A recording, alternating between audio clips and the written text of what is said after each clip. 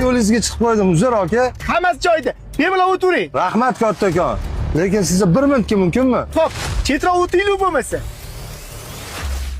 Ko'chada ko'pchilik Matiz mashinani mensimaydi. Siz N9 haydab turib, o'zi sizni yo'lingiz bo'lib turib, nima sababdan menga yo'l berdingiz? Chunki aka. Voy Matiz, haydamaysanmi? Svetofor qizil bo'lsa qayoqqa haydi? Ey, shoshyapsan, o'zingiz uchib o'ting. Ko'p gapirma, hayda.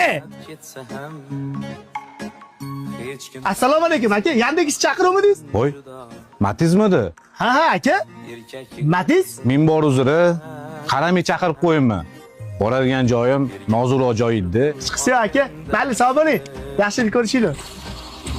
Ey Allohim, o'zing meni rizqimni keng qilib ber. Men senga va'da beraman. Qancha martabaga erishsam ham hech qaysi bir bandangga kibr qilmayman. Va'damda oxirigacha turaman. Allohga va'da berganman. Oxirigacha bergan va'damni sutiraman. Katta bolalarni katta qilgan.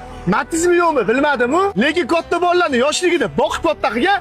Mana shu matizligini bilaman. Chunki otamlar bolaligimiz edi, matizda kira qilib bizani boqqanlar. Faqat to'g'risini kommentariyada yozinglar. Yana kim otasi yoshligida matizda kira qilib turib oilasini boqqan. Aytgancha, mana otamlar kira qilib kelib turib, ertalab bo'lichga olib kelardi. Siz otangiz nima olib kelardilar?